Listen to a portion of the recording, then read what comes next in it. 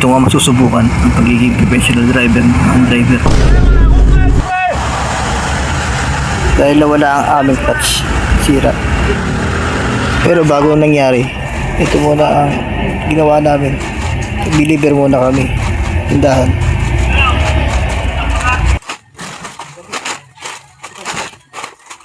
Kailangan namin isa-isayin, bilangin. Dahil mahigpit dito. Oras man may magkulang ng isang peraso, kung magkano man ang halaga nun, times 100 ang katumbas nun. Pagkatapos check-in, kailangan na natin nagis at iayos sa tamang kamada.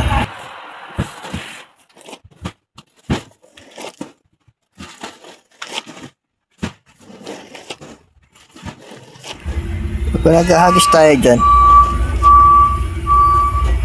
unti-unti nararamdaman natin ang pagod kakahagis din. Pero di tayo susuko, pagod lang yan. Hindi natin magsipag. Pagkataas natin magkamada, kailangan natin ibalik sa ayos natin pushcart.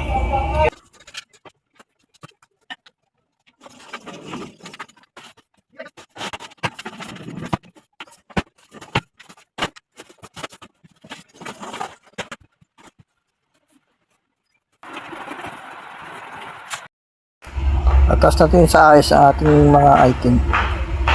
Kailangan natin magpakira sa dicer kung okay na para maibigay ang resibo natin.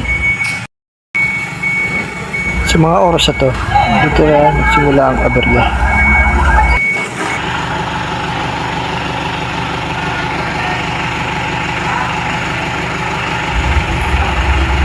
Dito na kami pauwi, pabalik ng Meros.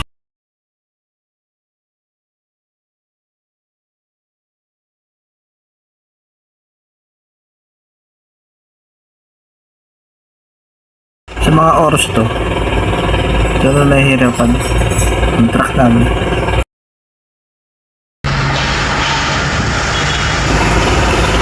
Nahihirapan ang truck namin. Bawal kami huminto.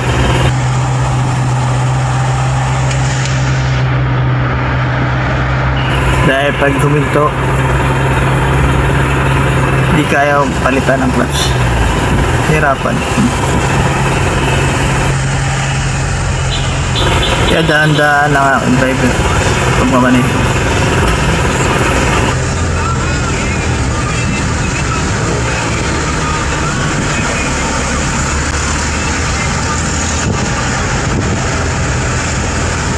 At maya-maya na at bigla nagkaroon ng konting aberya sa daanan.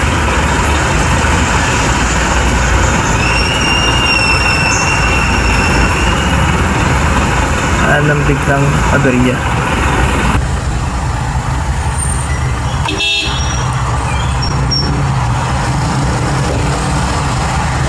Pre, wala akong clutch, pre! Clutch, wala! Clutch, wala akong clutch! Nagkakaroon talaga ng aberya. Daan, hindi natin nasad.